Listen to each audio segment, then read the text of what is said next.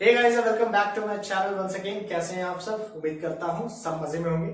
जैसा कि आप लोगों ने वेव थ्योरी ऑफ लाइट पे हमारा वेव ऑप्टिक्स का एक वीडियो ऑलरेडी रिलीज हो चुका है, that is wave theory of light part. उम्मीद करता हूं आपने देखा होगा। नहीं देखा तो डिस्क्रिप्शन में उसका लिंक दिया है, जाके जरूर देखिए। डिस्क्रिप्शन में प्लेलिस्ट दी गई है क्विक रिवीजन सीरीज की, उसमें वो वीडियो आपको मिल जाएगा।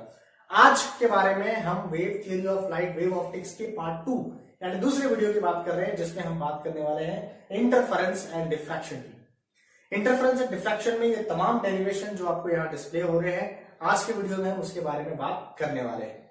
ठीक है, सो आइए बिना किसी देरी के आज का डेरिवेशन भरा वीडियो, आज की कहानी हम स्टार्ट करते हैं। चर्चा करने वाले हैं that is interference and diffraction, जिसमें इंटरफेरेंस में ये 5 सवाल है जो पूछे जाते हैं। 5 सवाल में ये 2 सवाल डेरिवेशन है, 2 डेरिवेशन, एक तो यंग्स डबल स्लिट एक्सपेरिमेंट का, एक बैंडविड्थ निकालने का यानी फ्रिंज विड्थ निकालने का। ठीक है, तो पहला सवाल को लेकर बढ़े कि भाई इंटरफेरेंस क्या होता है और इंटरफेरेंस को कैसे हम लोग आगे जस्टिफाई करेंगे, कैसे डिफाइन करते हैं, क्या क्या चीजें लिखनी चाहिए, वो तमाम बातें करते हैं। क्लियर? चलिए, सो इंटरफेरेंस इन शब्द का मतलब समझो बच्चा।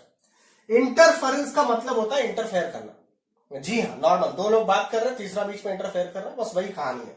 इंटरफेरेंस का मतलब हो गया इंटरफेयर करना। किसके बीच का इंटरफेयर है भाई? ये लाइट के बीच का। तो इंटरफेयर को समझने के लिए सबसे पहले आपको समझना पड़ेगा सुपरपोजिशन क्या होता है। तो सुपरपोजिशन तब कहते हैं जब 2 या 2 से ज्यादा लाइट एक साथ मिलते हैं, उस सिचुएशन को सुपरपोजिशन कहते हैं। सुपरपोजिशन इज व्हेन 2 और मोर वेव्स कंबाइंड टुगेदर, और आप जब उन्हें वेक्टरली ऐड करते हो तो उसे हम लोग सुपरपोजिशन कहते हैं।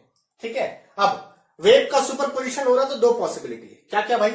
वेव का सुपरपोजिशन होगा, 2 पॉसिबिलिटी होंगी। पहली पॉसिबिलिटी कि सबसे पहले तो उनके बीच उनकी जो modification in the intensity of light, मतलब उनके लाइट में कम ज्यादा का मॉडिफिकेशन होगा यानी चेंजेस होगा।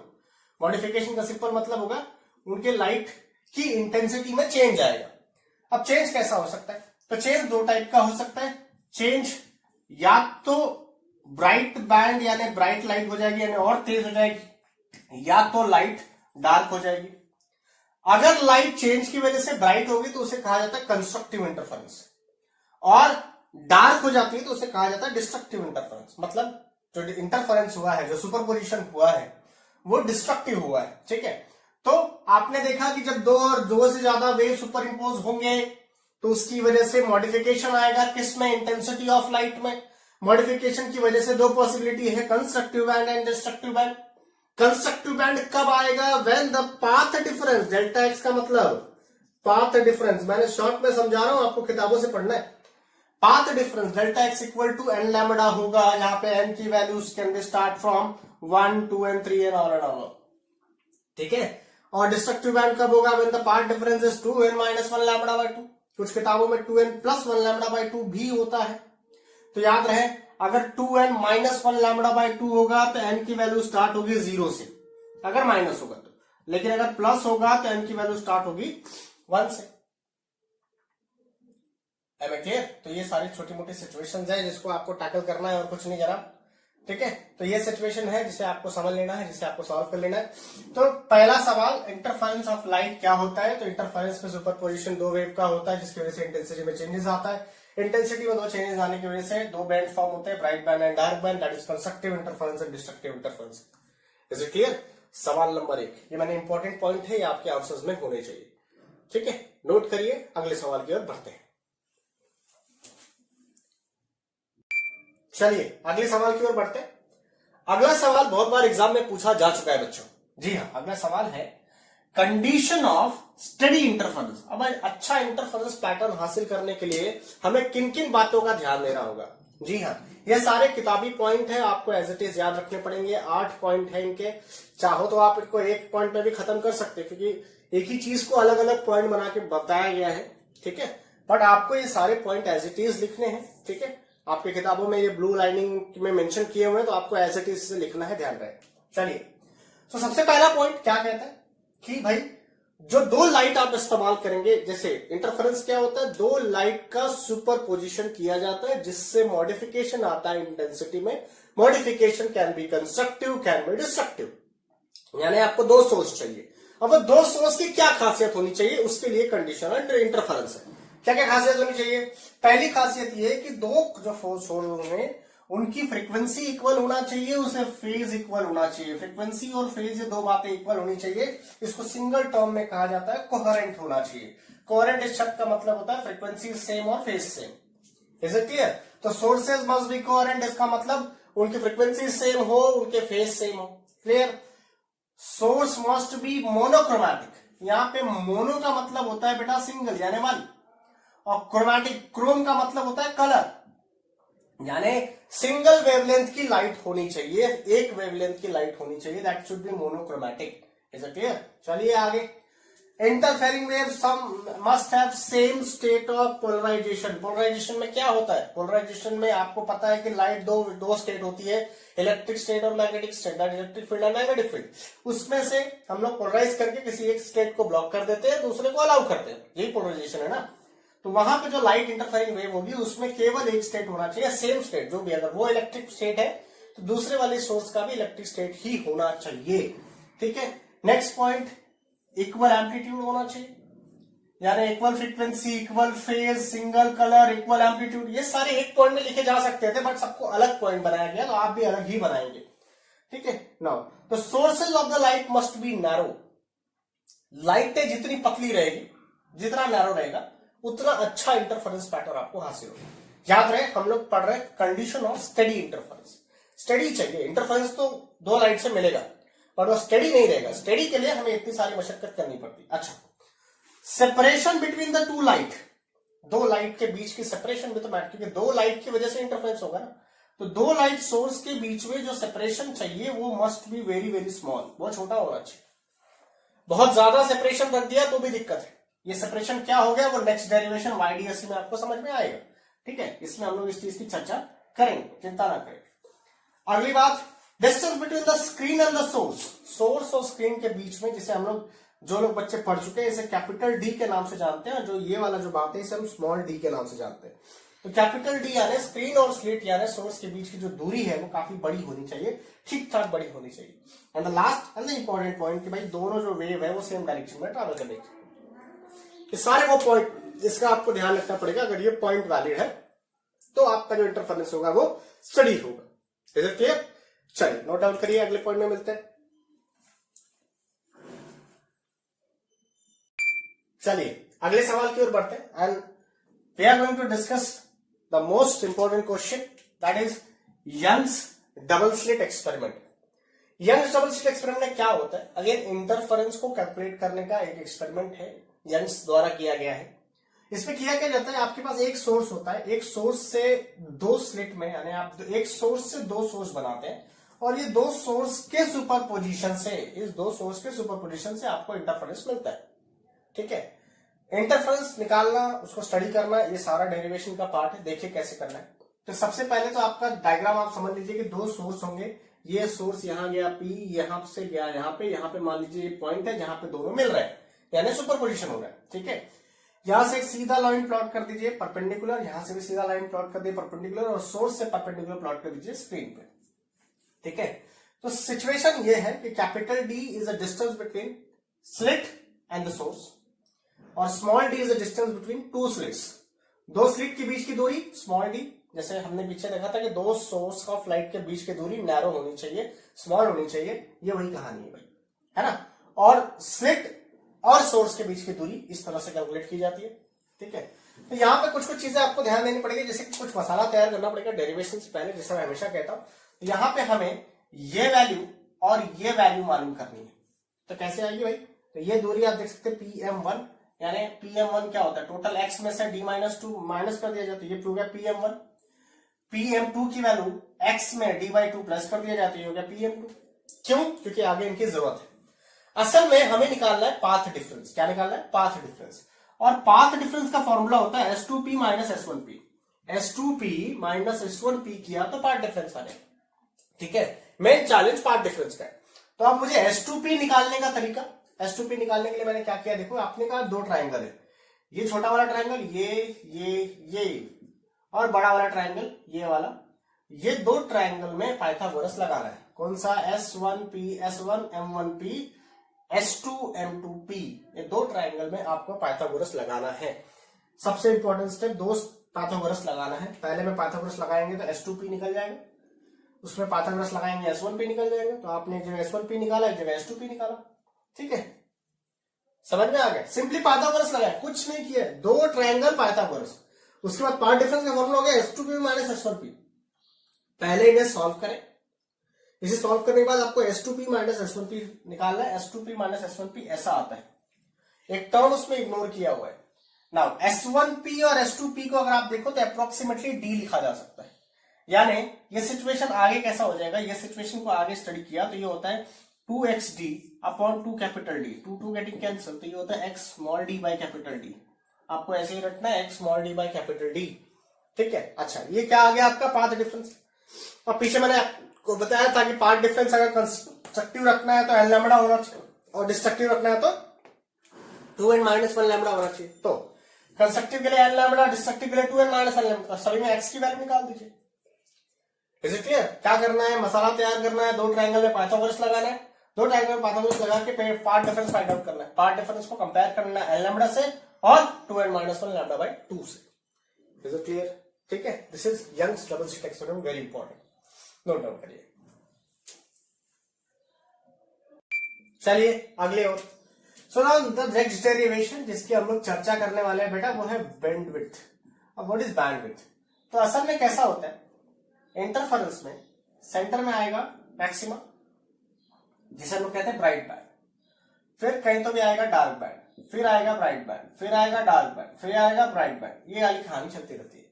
तो फ्रिंज विड्थ किसे कहते हैं? फ्रिंज विड्थ बोले तो या तो दो ब्राइट बैंड के बीच की दूरी, दो ब्राइट बैंड के बीच की दूरी को फ्रिंज विड्थ कहा जाता है, इसी को आप बैंड विड्थ भी कहते हैं। क्या करना है, दो ब्राइट बैंड के बीच की दूरी को फ्रिंज विड्थ या बैंड विड्थ कहा जाता है, इसी का डेरिवेशन अपने को निकालना है। अब फ्रिंज का फॉर्मूला क्या है, तो अगर मैं कंस्ट्रक्टिव बैंड की बात करूं, कंस्ट्रक्टिव यानी कंस्ट्रक्टिव बैंड की बात करूं यानी कि ब्राइट बैंड की बात करूं, तो ब्राइट बैंड की कहानी क्या हो जाती है देखो। सो ब्राइट बैंड में हमने पढ़ा है कि x d by d is equals to n lambda था, जिससे हमने x की वैल्यू क्या निकाली थी, n lambda capital D by small d, ठीक है। तो ये मान लेते हैं पहला ब्राइट और ये दूसरा ब्राइट, दोनों बीच की दूरी है ना। तो निकालिए फॉर फर्स्ट मैक्सिमा, मैक्सिमा यानी bright band, for first maxima n की वैल्यू क्या रखनी पड़ेगी, 1, एन की वैल्यू 1 रख दीजिए बॉस, ठीक है। जैसे आप एन की वैल्यू 1 रखेंगे तो कहानी हो जाएगी x1 equal to lambda capital D by छोटा d, ठीक है। Similarly for second maxima, second maxima के एल में एन की वैल्यू क्या रखना पड़ेगा, एन की वैल्यू रख देंगे 2, जैसे ही एन की वैल्यू 2 रख दोगे एक्स की वैल्यू क्या आ जाएगी, 2 लैम्बडा D बाई डी। और भाई साहब फ्रिंज विड्थ निकालना है। अब जरा डायग्राम देख के बताएं फ्रिंज विड्थ कैसे निकलेगा। तो फ्रिंज विड्थ का फॉर्मूला हो जाएगा x2 माइनस x1, और जरा x2 माइनस x1 अगर आप सॉल्व करके देखेंगे तो आप देखेंगे ध्यान से कि वो वैल्यू आने वाली लैम्बडा D बाई डी, तो ये आपका इवैल्यूएशन हो जाता है। This is what the fringe width, जिसे हम लोग बीटा से डिनोट करते हैं किताबों में, समझ में आ गया। तो this is what the fringe width and the most important derivation. Is it clear? Now the last question, ये मेरी आपसे रिक्वेस्ट होगी कि आप कृपया करके इस डेरिवेशन, इस क्वेश्चन को पढ़ेंगे, दैट इज बायप्रिज्म एक्सपेरिमेंट। ये बहुत इंपॉर्टेंट है। अगर आप किताब खोलेंगे तो किताब में आपको एक पॉइंट मिलेगा, बायप्रिज्म एक्सपेरिमेंट यानी एक एक्सपेरिमेंट है जिसके द्वारा हमने वेवलेंथ ऑफ लाइट कैलकुलेट करने की कोशिश की है। इस एक्सपेरिमेंट को बायप्रिज्म एक्सपेरिमेंट कहा जाता है। This experiment is very very important. इस एक्सपेरिमेंट में आपको वेवलेंथ निकालना है, तो वेवलेंथ निकालने के लिए इस फॉर्मूले का इस्तेमाल किया गया है, that is lambda D by D का इस्तेमाल किया जाता है। इसमें कैपिटल D, स्मॉल d और x आप निकालते हैं, इन दोनों को पुट करके लैम्बडा निकाला जाता है। This experiment is very very important, आपकी किताब में दी हुई है, इसे पढ़ना ना भूलें क्योंकि ये सवाल में पूछा गया है।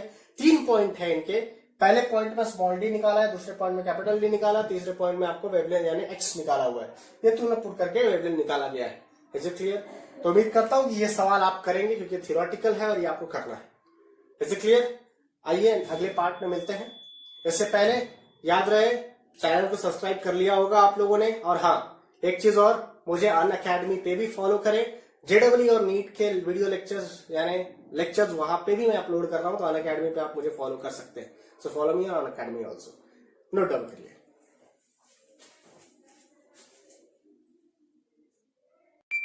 चलिए चैप्टर के दूसरे हिस्से में हम लोग आज अभी एंटर कर रहे हैं, जिसका नाम है डाइफ्रैक्शन।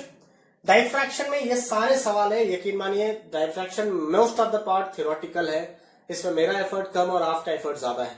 क्या क्या पढ़ना है वो मैं आपको जरूर बताऊंगा, ठीक है। तो जो चीजें मैं डिस्कस कर सकता हूं मैं करूंगा, जो चीजें थ्योरेटिकल है वो आप पे है। उम्मीद करता हूं आप वो पढ़ेंगे और पढ़ना ही है क्योंकि एग्जाम नजदीक है। चलिए टॉपिक शुरू करते हैं। Diffraction of light. डाइफ्रैक्शन क्या होता है देखो, तो असल में मान लीजिए कि एक बेंडिंग स्लिट्स है, ऐसे कुछ ऐसे कॉर्नर्स है और ये रे ऑफ लाइट्स ऐसे आ रही है, ठीक है। ऐसे बहुत सारी रे ऑफ लाइट्स आ रही है, ये स्क्रीन है, ठीक है। डायग्राम की भावनाओं को समझना, ठीक है। ये एक सीधी स्लाइड है, ये तो सीधा डायरेक्टली पास हो जाएगी बिना किसी डिस्टर्बेंस के। जैसा हम जानते हैं कि लाइट का रेक्टिलिनियर प्रोपगेशन होता है, मतलब लाइट स्ट्रेट लाइन ट्रैवल करती है, ऐसा हमने पढ़ा है। इसका मतलब ये लाइट से एक्सपेक्टेड है कि ये लाइट ऐसे निकल जानी चाहिए, ठीक है। ये वाली लाइट ऐसे निकल जानी चाहिए, मतलब हमें ये जो जोन मिलेगा, ठीक है, ये हमें ब्राइट जोन मिलना चाहिए और बाकी का ये पूरा का पूरा जो है वो डार्क मिलना चाहिए, क्योंकि यहां पे लाइट जाने की कोई उम्मीद नहीं दिख रही है, ये डार्क होना चाहिए, ठीक है। ये होना चाहिए, लेकिन हुआ क्या, हुआ ये कि जनाब ये वाली जो लाइट है जो कॉर्नर पे थी वो जानी सीधी चाहिए थी, लेकिन वो यहां से बेंड हो गई ऐसे। किधर बेंड हुई? डार्क की तरफ। इसे कहा था ज्योमेट्रिकल शैडो बोलते हैं इसे, ठीक है। तो यहां पे ये लाइट बेंड हो गई और यहां पे ये वाली लाइट बेंड हो गई, तो हमें इतना ही ब्राइट मिलना चाहिए था, लेकिन हमें मिला कितना? इतना ब्राइट मिला। Is it clear? तो यहां पे सिचुएशन ये होती है कि द बेंडिंग ऑफ लाइट, ध्यान दीजिएगा डाइफ्रैक्शन के डेफिनेशन हम चर्चा करने वाले कर रहे हैं, that bending of light at the edges पे जो बेंडिंग ऑफ लाइट होती है उसे हम लोग डिफ्रैक्शन कहते हैं। डिफ्रैक्ट हो जाना, दिशाहीन हो जाना, दिशा बदल जाना, इसे हम लोग कहते हैं डिफ्रैक्शन। कब होता है? जब लाइट किसी कॉर्नर या एज से पास होगी तो वो अपना बिहेवियर चेंज कर देती है। इस फिनोमेना को डिफ्रैक्शन ऑफ लाइट कहते हैं, ठीक है। डिफ्रैक्शन ऑफ लाइट की कहानी, ठीक है। तो ये हो गया डिफ्रैक्शन ऑफ लाइट। डिफ्रैक्शन में भी कंस्ट्रक्टिव डिफ्रैक्शन हो सकता है, डिस्ट्रक्टिव डिस्ट्रक्शन होता है। तो यहां पे ध्यान दीजिएगा, डिफ्रैक्शन में कंस्ट्रक्टिव तब होता है, कंस्ट्रक्टिव की कंडीशन होगी जो पाथ डिफरेंस होगा, ठीक है। पाथ डिफरेंस वहां पे क्या था? वहां पे पाथ डिफरेंस था एन लैम्बडा, यहां उसका ऑपोजिट 2n-1 लैम्बडा बाई 2। किसके लिए? कंस्ट्रक्टिव के लिए। और डिस्ट्रक्टिव के लिए क्या होगा भाई साहब? तो डिस्ट्रक्टिव के लिए होगा एन लैम्बडा, ठीक है। यानी इंटरफेरेंस का अपोजिट डिफ्रैक्शन में होता है। Is it clear? इंटरफेरेंस का अपोजिट डिफ्रैक्शन में होता है। तो ये हो गया पहले सवाल का जवाब कि भाई डिफ्रैक्शन क्या होता है। डिफ्रैक्शन वो होता है लाइट एजेस पे जो अपना पाथ बेंड हो जाती है, उसको डिफ्रैक्शन कहते हैं। कंस्ट्रक्टिव के लिए ये, डिस्ट्रक्टिव के लिए ये कंडीशन है। Clear with that? चलिए अगला यहीं पे शॉर्ट पे निपटाते हैं। अगला भी क्वेश्चन क्या है? अगला क्वेश्चन 2 मार्क के लिए पूछा जा सकता है, वो है Fraunhofer diffraction, sorry type of diffraction. तो डिफ्रैक्शन के टाइप, तो डिफ्रैक्शन के टाइप खैर थ्योरेटिकल है, ज्यादा चर्चा करने जैसी बात नहीं है, 2 मार्क के लिए पूछा जाता है। डिफ्रैक्शन के टाइप तो एक होता है फ्रेस्नेल डिफ्रैक्शन, ठीक है, फ्रेस्नेल डिफ्रैक्शन, और दूसरा होता है फ्रॉनहोफर डिफ्रैक्शन। फ्रेस्नेल डिफ्रैक्शन नाम में इनका मतलब छुपा है कि यहाँ पे जो स्लोट होता है वो फाइनाइट डिस्टेंस का होता है। इसका मतलब जो लाइट है वो फाइनाइट डिस्टेंस से आ रही है और यहाँ पे जो लाइट है वो इनफाइनाइट डिस्टेंस से आ रही है। बस इतनी सारी से आप समझ लीजिए। लाइट अगर फाइनाइट डिस्टेंस से आएगी तो जो डिफ्रैक्शन होगा उसे कहता है फ्रेस्नेल डिफ्रैक्शन, और अगर इनफाइनाइट डिस्टेंस से आ रही है तो उसे कहता है फ्रॉनहोफर डिफ्रैक्शन। तो ठीक है, finite distance, this are 2 types. 2 mark के लिए सवाल पूछा जाता है। ये 2 सवाल आपके लिए हो गया टाइप ऑफ डिफ्रैक्शन, ठीक है। तीसरा या द मोस्ट इंपॉर्टेंट क्वेश्चन क्या होता है, देखो तीसरे सवाल की ओर बढ़ते हैं जिसका नाम है फ्रॉनहोफर डिफ्रैक्शन डिस्कस करना है ड्यू टू सिंगल स्लिट, ठीक है। सिंगल स्लिट की वजह से फ्रॉनहोफर डिफ्रैक्शन डिस्कस करते हैं। तो मान लीजिए डायग्राम कुछ ऐसा आता है, ये रे ऑफ लाइट से जो सीधी जाने की एक्सपेक्टेशन में थी, ठीक है, ये सारी ब्लॉक हो गई, ठीक है। हुआ क्या भाई, ये जो रे है यहां से ये बेंड हो गई, ठीक है। तो ये कहानी होगी कि भाई साहब ये वाली रे जो है यहां से इधर बेंड हो गई, ये एक मिला यहाँ पे, सिमिलरली ये वाली इधर बेंड हुई होगी, तो यहाँ पे एक मिला लेते हैं यहाँ पे, ठीक है। तो ये वो जोन है जहां पे आपको इंटरफेरेंस पैटर्न हासिल होगा। आपके सिलेबस में एक ही पढ़ाया गया है, मतलब यही हिस्सा पढ़ाया गया है और इसको मल्टीप्लाई बाय 2 कर दिया जाता है। कैसे देखो, तो यहाँ पे आप यहाँ पे एक परपेंडिकुलर प्लॉट मारते हैं, दिस पॉइंट इज, और ये थीटा होता है और ये दूरी जो होती है वो होती है ए। यहां से यहां तक की दूरी जो डिफ्रैक्शन में, सॉरी इंटरफेरेंस में जो ए डी थी वो यहाँ पे ए हो जाती है। तो ये जो है आपका पाथ डिफरेंस हो जाता है, और पाथ डिफरेंस यानी ये जो दूरी है इसे निकाला जाता है ए साइन थीटा। क्या निकाला जाता है? ए साइन थीटा। मतलब याद रहे पाथ डिफरेंस की वैल्यू, ज्यादा एफर्ट नहीं मारना है आपको, उसकी वैल्यू आती है ए साइन थीटा, ठीक है। अब अभी थोड़ी देर पहले पढ़ा था पाथ डिफरेंस, अगर पाथ डिफरेंस की वैल्यू एन लैम्डा रही तो वहां पे कंस्ट्रक्टिव, यहां पे डिस्ट्रक्टिव, ठीक है। तो आप सीधा कंपेयर कर दोगे a sine theta equal to n lambda, किसके लिए भाई साहब? तो मिनिमा यानी डिस्ट्रक्टिव के लिए, ठीक है। ये कंडीशन ऑफ मिनिमा हो गई, ठीक है। और a sine theta equal to 2n-1 lambda by 2 लिखा, तो ये हो गई कंस्ट्रक्टिव कंडीशन। कंस्ट्रक्टिव किसके लिए भाई? मैक्सिमा के लिए। बात समझ में आ गई? अच्छा, इंटरफेरेंस और डिफ्रैक्शन में एक सबसे बड़ी प्रॉब्लम ये है कि इंटरफेरेंस में, जैसे मैंने आपको बताया था कि यहां पे बना ब्राइट बैंड, फिर डार्क बैंड, फिर ब्राइट बैंड, फिर डार्क बैंड, फिर ब्राइट बैंड, ये सारे ब्राइट की इंटेंसिटी एक जैसी रहेगी इंटरफेरेंस में। डिफ्रैक्शन में ऐसा नहीं होता। डिफ्रैक्शन में कैसा होता है? पहला वाला खूब ब्राइट रहेगा, दूसरा वाला कम कम कम कम खत्म। सिमिलरली यहाँ पे कम कम कम कम खत्म। तो पहला वाला बहुत ज्यादा ब्राइट रहेगा, बाद में फिर डार्क डार्क कम कम कम कम होते पूरी ब्राइटनेस खत्म हो जाती है। तो ये होता है डिफ्रैक्शन का, ठीक है। तो ये आपका Fraunhofer due to single slit, ठीक है ना। ये जो बाकी के 3 सवाल है, ये मैं आपसे रिक्वेस्ट करूंगा कि आपको उसको पढ़ना है। पहला है रिले क्राइटेरियंस, ठीक है। Just resolve, well resolve, unresolve, 3 condition है। Just resolve, well resolve, unresolve. Just resolve, well resolve and unresolve, 3 criterion पढ़ना है आपको, most important. Resolving power of microscope और टेलीस्कोप, दोनों में से एक कई बार पूछते रहता है। ये सारे सवाल वो हैं जो पूछे हुए हैं, मैं यकीन मानिए सारे सवाल पूछे हुए सवाल है, इसलिए ये आपको पढ़ना ही है। ये पूरी थियोरेटिकली आपको करना है। एट द लास्ट, बहुत फेवरेट है बोर्ड एग्जाम का ये question, difference between interference and diffraction. Interference and diffraction के बीच का क्या डिफरेंस है, ये आपको चैप्टर में समझाया हुआ है, लास्ट में दिया हुआ है। ये चीजें आपको पढ़नी है। तो ये हो गया आपका चैप्टर इंटरफेरेंस एंड डिफ्रैक्शन। बहुत बहुत धन्यवाद वीडियो को देखने के लिए। लाइक करिए, सब्सक्राइब करिए, शेयर करिए, और हाँ, follow me on Unacademy also. Please follow me. ये सवाल कर लीजिएगा जो मैं आपसे बोल रहा हूँ, रिक्वेस्ट कर रहा हूँ कि सवाल जरूर कर लीजिएगा जो मैं आपसे बोल रहा हूँ। Thank you so much video देखने के लिए, बहुत बहुत धन्यवाद।